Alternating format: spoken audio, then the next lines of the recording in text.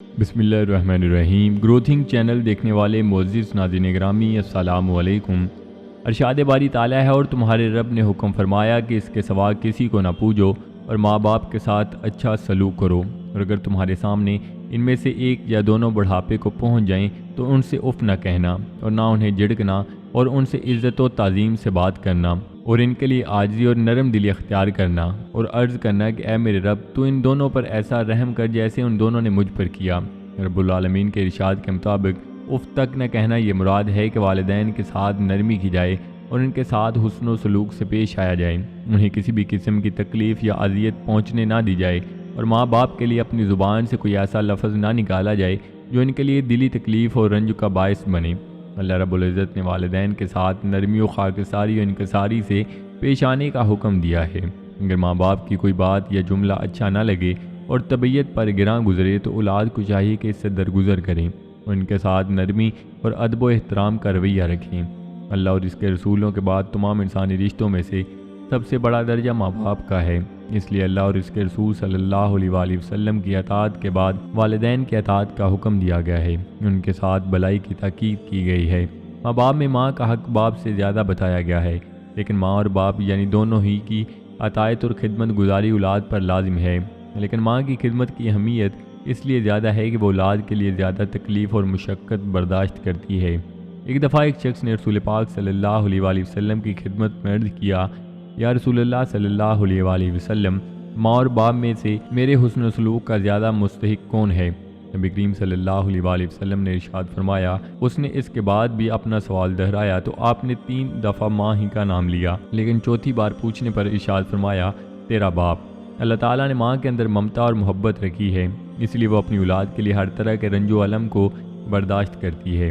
ایک دفعہ ایک صحابی رضی اللہ تعالیٰ عنہ نے خدمت اقدس میں حاضر ہوئے اور عرض کیا، یا رسول اللہ صلی اللہ علیہ وآلہ وسلم، میرا ارادہ جہاد پر جانے کا ہے۔ نبی کریم صلی اللہ علیہ وآلہ وسلم نے دریافت فرمایا، کیا تیری ماں حیات ہے؟ اس نے عرض کیا، جی ہاں۔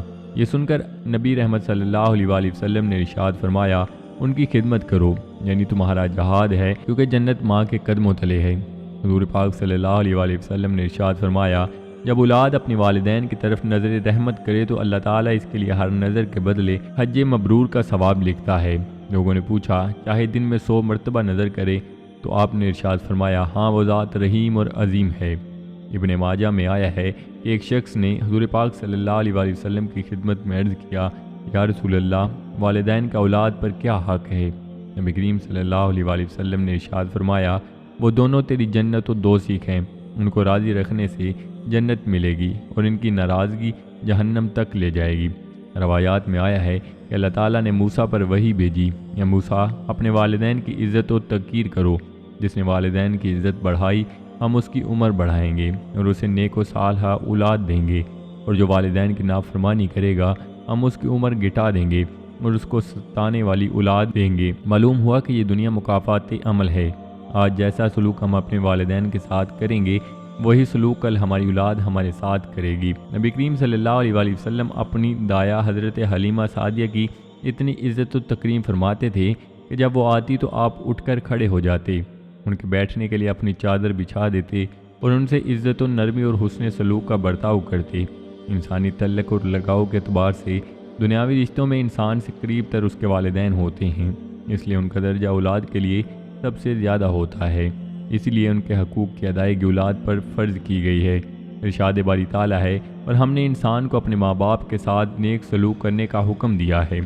نبی کریم صلی اللہ علیہ وآلہ وسلم نے ارشاد فرمایا، والدین کا نافرمان جنت کی خوشبو سے بھی محروم رہے گا۔ حضور پاک صلی اللہ علیہ وآلہ وسلم نے بوڑھے والدین کی خدمت پر بہت زور دیا ہے، کیونکہ وہ اپنی زندگی کی تمام صلاحیت و توانائی اولاد پر صرف کر چکے ہیں، اس لیے بڑھاپے میں والدین کا سہارا بننا اولاد کا فرض ہے۔ اولاد پر یہ بھی لازم ہے کہ وہ صبر و تحمل اور برداشت سے کام لیں۔ ان کا فرض ہے کہ اپنے بوڑھے والدین کی بدمزاجی اور تلخ باتوں سے درگزر کریں، جب تک وہ حیات رہیں ان کی خدمت کرتے رہیں، اور جب وہ وفات پا جائیں تو ان کی مغفرت کی دعا کریں۔ سورہ لقمان میں ارشاد ہوتا ہے، اے انسان، تو میرا اور اپنے والدین کا شکر ادا کیا کر۔ اس آیت مبارکہ میں اللہ نے اپنے شکر کے ساتھ والدین کا شکر ادا کرنے کا بھی حکم دے کر والدین کی اہمیت اور بلند مرتبے کو واضح کیا ہے۔ اللہ پاک سے دعا ہے کہ پروردگار عالم ہمیں اپنے والدین کے حقوق ادا کرنے اور ان سے اچھا سلوک کرنے کی توفیق عطا فرمائے، آمین۔ تو جی ناظرین، یہ تھی ہماری آج کی ویڈیو۔ امید کرتے ہیں آپ کو ضرور پسند آئی ہوگی۔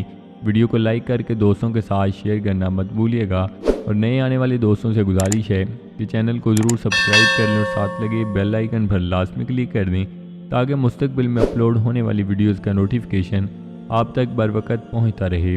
تو جی ناظرین، ملتے ہیں ایک نئی ویڈیو کے ساتھ۔ اپنا بہت سارا خیال رکھیے گا، دعاؤں میں یاد رکھیے گا۔ اللہ نگہبان۔